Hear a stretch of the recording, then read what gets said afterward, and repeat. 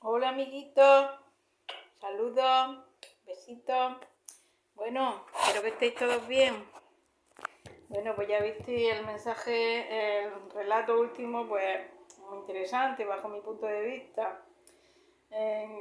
Una historia, tanto la historia como los personajes, pues pueden existir en cualquier época y en cualquier lugar. Son historias muy universales, los personajes también, ¿no? Y además contadas de una manera, pues, son obras maestras, bajo mi punto de vista.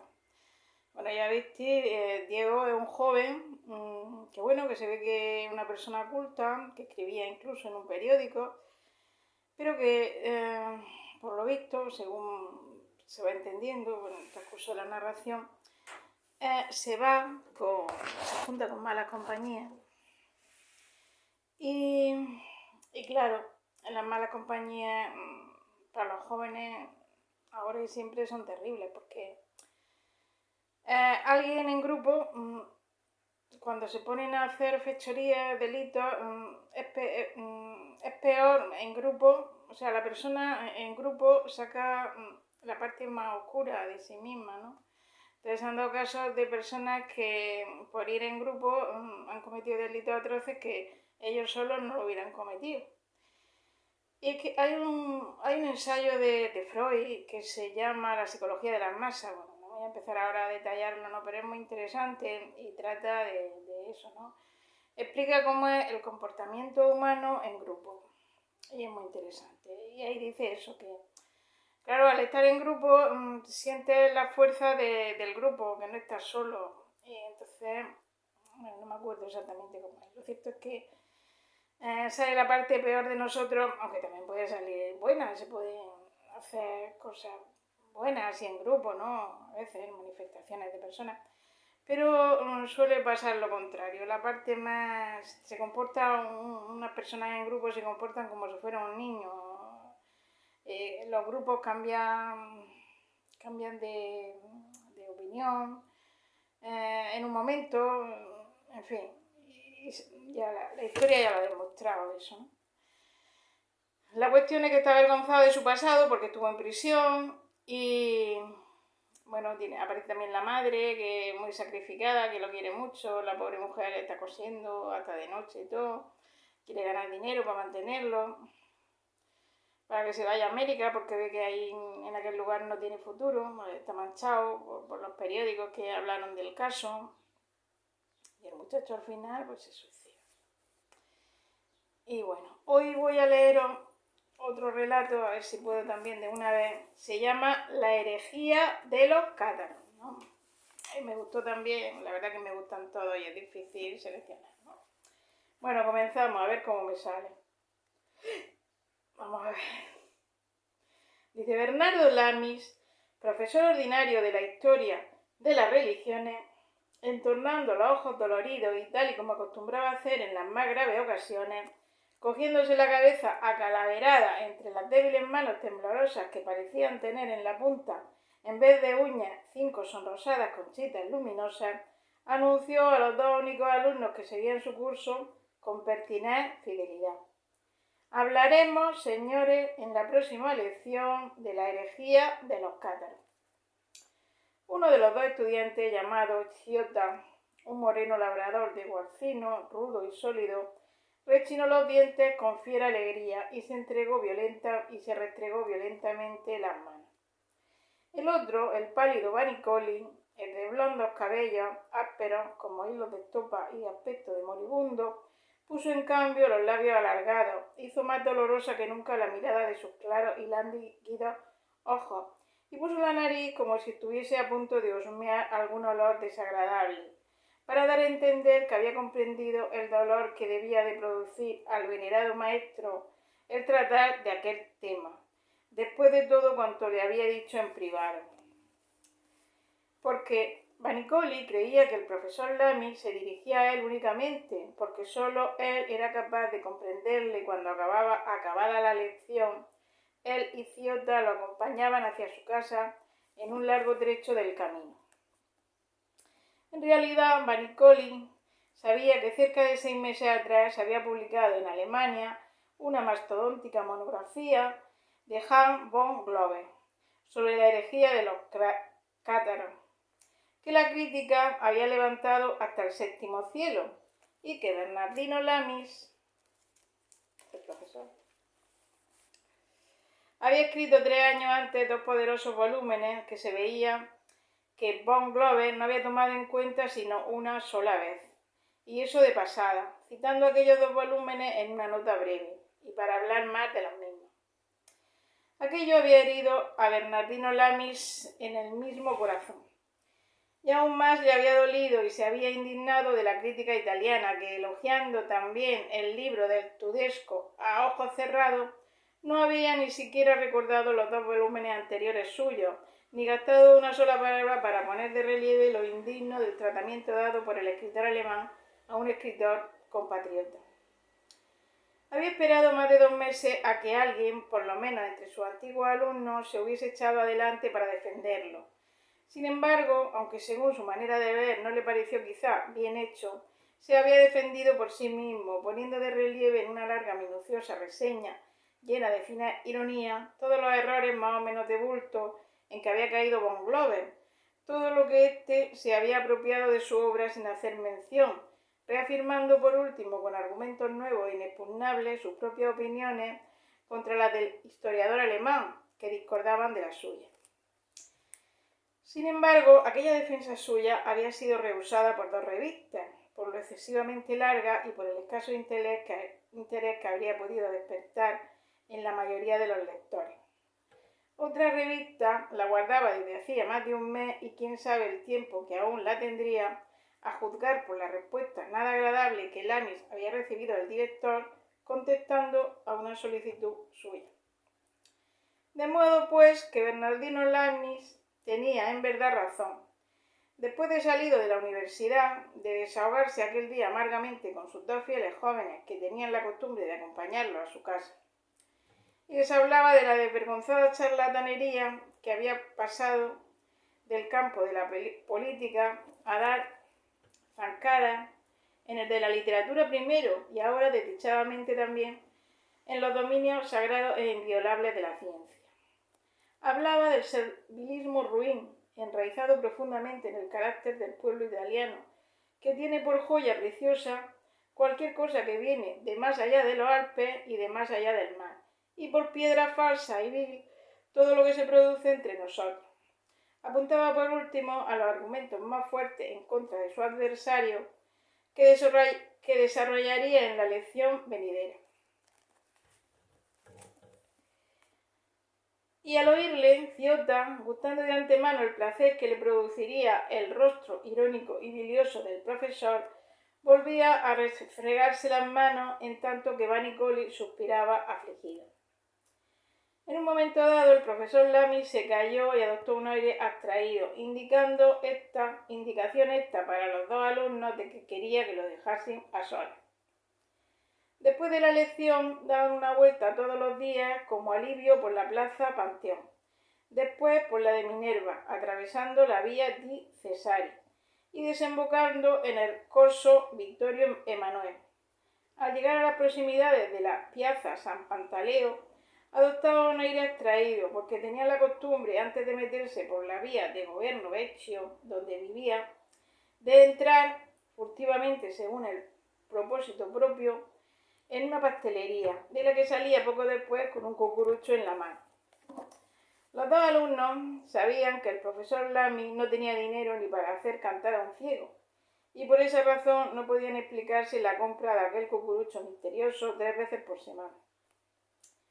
Ciotta, apremiado por la curiosidad, había acabado por entrar un día en la pastelería preguntando qué era lo que compraba el profesor. Amarguillo, bocas de dama y echimut.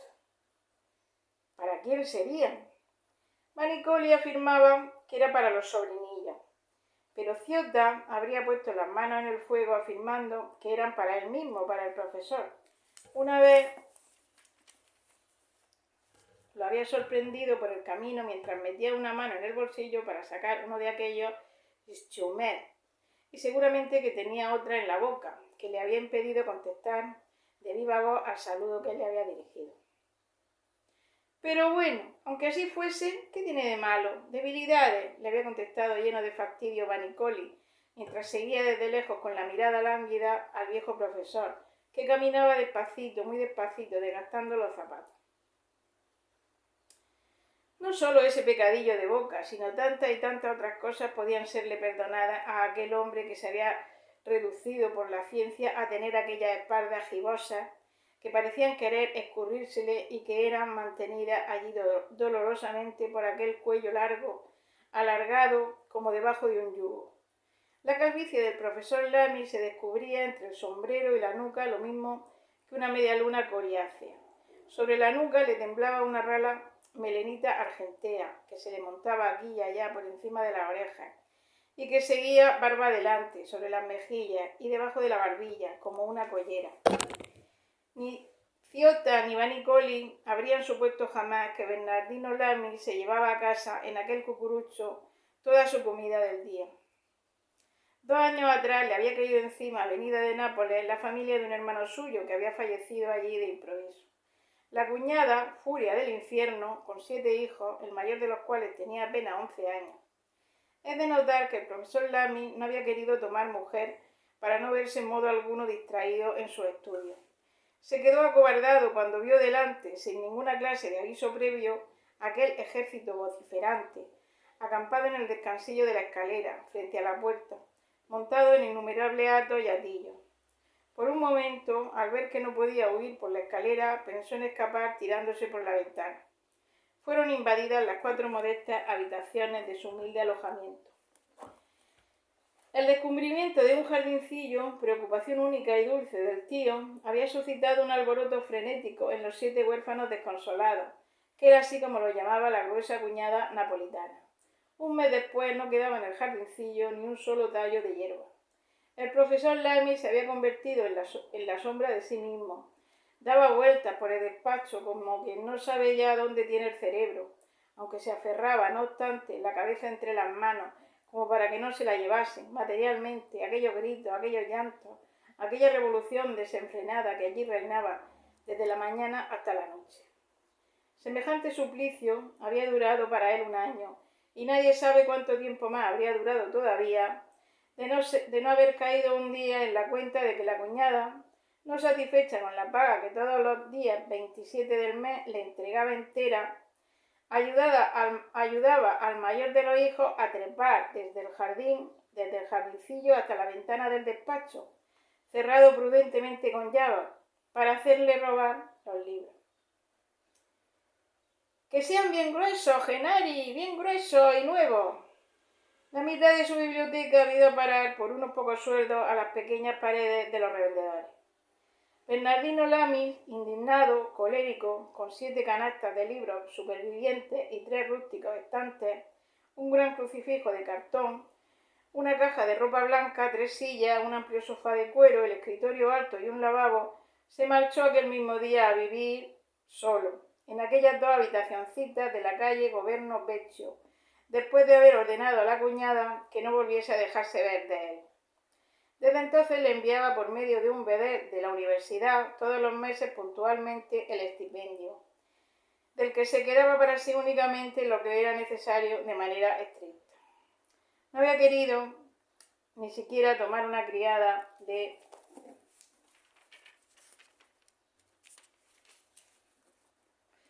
día, temeroso de que se pusiese de acuerdo con la cuñada. Por lo demás, tampoco lo necesitaba. Ni siquiera se había llevado con él la cama, porque dormía en el sofá, con un chalecito en la espalda y envuelto en una manta de lana. No cocinaba. Discípulo, a su modo, de la teoría de Fletcher, comía poco, pero masticaba mucho. Echaba aquel célebre cucurucho en los amplios bolsillos de los pantalones, mitad en uso, mitad en otro, mitad en uno, mitad en otro. Y mientras estudiaba o escribía, en pie, como de costumbre, comiscaba, bien un amarguillo, bien una boca de dama, bien un archimeno. Cuando tenía sed bebía agua. Después de 1 año de aquel infierno, vivía ahora en el paraíso. Pero había llegado aquel von Glover, con su libro sobre la herejía de los cátaros, a echarle a perder la fiesta. Aquel día, apenas vuelto a casa, Bernardino Lamy volvió a entregarse febrilmente al trabajo. Tenía ante sí 2 días para acabar de escribir aquella lección que tan al alma le llegaba. Quería que fuese formidable. Cada palabra de la misma tenía que ser un flechazo para aquel alemanote von Glover. Quería escribir sus lecciones en papel de barba, desde la primera palabra hasta la última, con una letra melodísima. Luego, en la universidad, las leía con voz lenta y grave, echando la cabeza hacia atrás, arrugando la frente y alargando los párpados, a fin de poder ver a través de los lentes, asentados sobre la punta de la nariz de la que salían 2 mechoncitos de ásperos pelos grises que habían crecido libremente. Los 2 fieles alumnos disponían de todo el tiempo preciso para escribir, casi como si les dictase. Lamy no subía nunca a la cátedra, sino que se sentaba humildemente a la mesita que había debajo. En el aula los bancos estaban dispuestos en 4 filas, en forma de anfiteatro. El aula era oscura y Ciota y Vanicoli se sentaban en la última fila, uno al lado del otro, el otro del contrario, en los 2 extremos, a fin de recibir la luz por los 2 ojos de buey que se abrían en lo alto. El profesor no los veía nunca durante la lección, escuchaba únicamente el rasgueo de sus plumas apresuradas. Ya que nadie se había alzado en defensa suya, él se vindicaría en el aula de la ruindad de aquel alemanote, dictando una lección que sería memorable. Empezaría por exponer con claridad sucinta el origen, la razón, la esencia, la importancia histórica y las consecuencias de la herejía de los cátaros, resumiéndolo de los 2 volúmenes suyos. Después se lanzaría a la parte polémica, valiéndose del estudio crítico acerca del libro de von Glover. Como dominaba por completo la materia y con el trabajo ya listo al alcance de la mano, solo tenía que hacer frente a una dificultad, a la de poner freno a la pluma. Con el resto de la bilis habría sido capaz de escribir sobre aquel argumento en un par de días otros 2 volúmenes más fuertes que los primeros. En primer lugar, tenía que limitarse a una lectura de poco más de 1 hora, es decir, que tenía que llenar con aquella letra suya pequeñísima no más de 5 o 6 caras de papel de barba. 2 las había escrito ya, las otras 3 o 4 debían servir para la parte polémica. Antes de aprestarse a ello, quiso leer el esbozo de su estudio crítico sobre el libro de von Glover. Lo sacó del casillero de la escribanía, sopló en él para quitarle el polvo, con los lentes ya sobre la punta de la nariz, y fue a tenderse cuán largo era sobre el sofá. Poco a poco, leyendo, se sintió tan gratamente impresionado que fue un milagro que no se vio derecho, en pie, encima del sofá.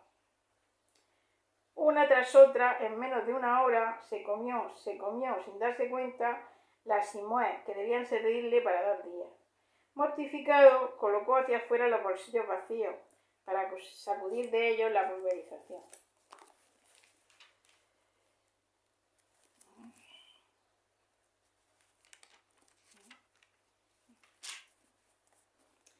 Se puso sin más a escribir, con el propósito de resumir aquel estudio crítico en sus partes superiores. Sin embargo, poco a poco se dejó vencer escribiendo, de la tentación de incorporarlo todo entero, en resumen, dentro de la lección, pareciéndole que no había en el mismo nada de superfluo, ni un punto ni una coma. ¿Cómo renunciar, en efecto, a ciertas expresiones de una argucia tan espontánea y de tanta eficacia? Y a ciertos razonamientos tan terminantes y decisivos.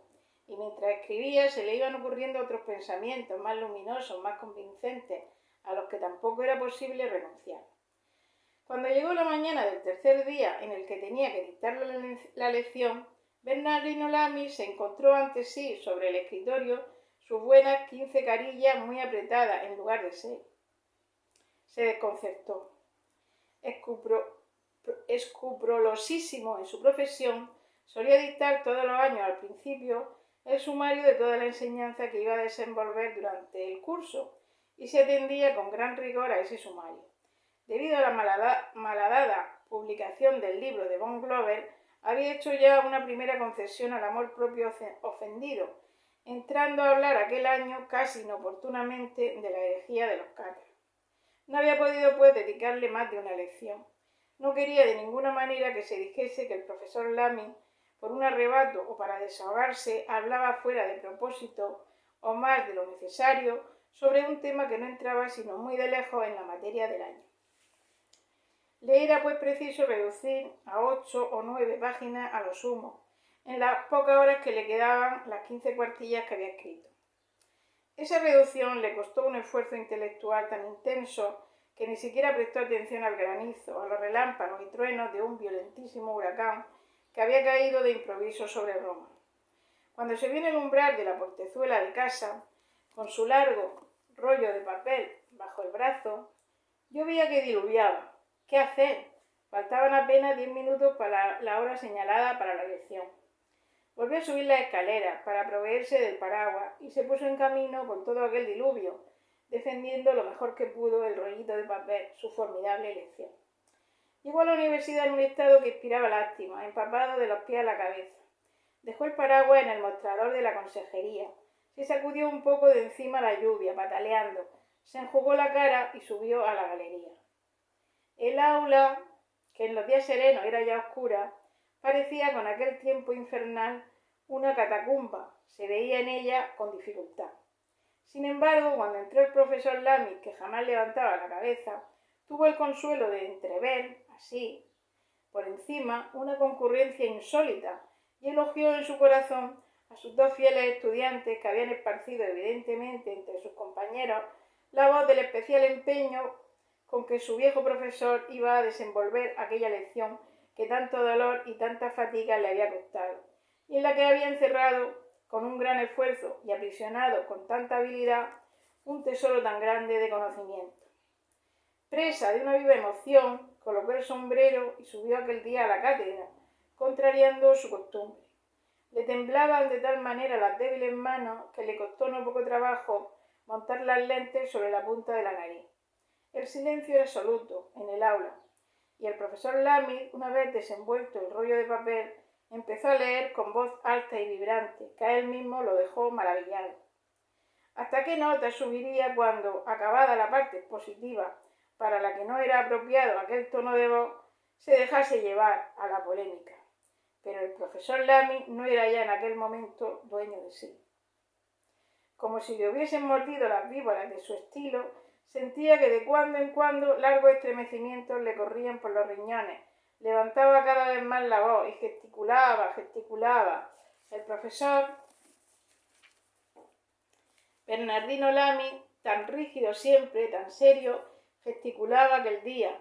Había acumulado durante 6 meses demasiada bilis y el servilismo, el silencio de la crítica italiana le habían producido demasiada indignación. Y este, sí, era el momento del desquite para él.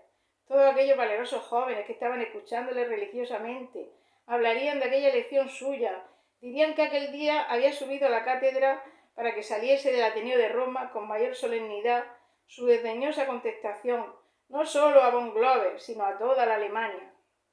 Llevaba ya leyendo cerca de 3/4 de hora, cada vez más encendido y vibrante, cuando el estudiante Ciota, que al venir a la universidad se había visto sorprendido por un fortísimo diluvio de agua y se había refugiado en un portal, se asomó, casi asustado, a la puerta del aula. Como traía retraso, esperaba que el profesor Lamy no hubiese acudido a dar la lección con aquel tiempo infernal. Después, en el mostrador de la consejería, había encontrado un billetito de Vinacoli, suplicándole que lo disculpase junto al querido profesor, ya que la noche anterior, habiéndosele resbalado un pie al salir de casa, había caído por la escalera, se había dislocado un brazo y con gran dolor no podía por esa razón asistir a la lección. ¿A quién hablaba, pues, con tanto fervor el profesor Bernardino Lamy? Muy callado, caminando sobre las puntas de los pies, Ciota cruzó el umbral del aula y se volvió a mirar en derredor. Con los ojos un poco deslumbrados por la luz del exterior, aunque no fuese mucha, entrevió él también en el aula a numerosos estudiantes y se quedó asombrado. ¿Era posible? Se esforzó por mirar mejor. Una veintena de gabanes impermeables, puestos aquí y allá dentro del aula desierta para que se escurriese, formaban aquel día todo el auditorio del profesor Bernardo Lamy. Los gabanes allí puestos, que se creía que eran alumnos y estaba ahí dando la lección. Ciota los miró consternado y sintió helársele la sangre al ver cómo el profesor leía tan enfervorizado su lección a aquellos gabanes y se apartó casi con miedo. Mientras tanto, terminada la hora, salió ruidosamente del aula contigua una multitud de estudiantes de leyes, que eran quizá los propietarios de aquellos gabanes. De pronto, Ciota, que aún no había conseguido recobrarse de la emoción, extendió el brazo y se plantó delante de la puerta para impedir el paso. —¡Por caridad, no entréis! ¡Está dentro el profesor Lamy! —¿Y qué está haciendo? —preguntaron aquellos asombrados del aspecto desconcertado de Ciota. Este se llevó un dedo a la boca y luego les contestó muy bajo, con los ojos desencajados. —¡Habla solo! Estalló una clamorosa e irrefrenable carcajada. Ciota cerró muy apresurado la puerta del aula, suplicando de nuevo con insistencia. —¡Callarse, por caridad! ¡Callarse! No mortifiquéis de esa manera al pobre viejo. Está hablando de la herejía de los cátaros. Pero los estudiantes, prometiendo guardar silencio, hicieron que se volviese a abrir la puerta, muy calladamente, para gozar desde el umbral del espectáculo de aquellos pobres gabanes que escuchaban inmóviles, escurriéndose negros en la sombra, la formidable lección del profesor Lamy. Pero, ¿qué cosa es, señores, en el fondo, el maniqueísmo? Decidlo vosotros. Pues bien, sí, los primeros albigueses, según dice nuestro ilustre historiador alemán, señor Hambro. Bueno, ya habéis visto, entrañable también este artículo, ¿no? El médico... el profesor Lamy. Bueno, me recordaba, esto me ha recordado a un relato que yo quería leer hace tiempo, El Zurita, de Leopoldo Alas Clarín, que bueno, que era cuando tratábamos un tema que era de personas que son muy inteligentes, pero que no saben desenvolverse en la vida, o sea, que son intelectualmente, tienen muchos estudios, pero luego no saben desenvolverse. De eso trataba aquel relato que no os leí, bueno, y me ha recordado a este. Ya ves que el profesor Lamy es muy inteligente, muy intelectual, pero luego se las dan por todos lados. Bueno, venga, me he extendido mucho. Saludos y besitos.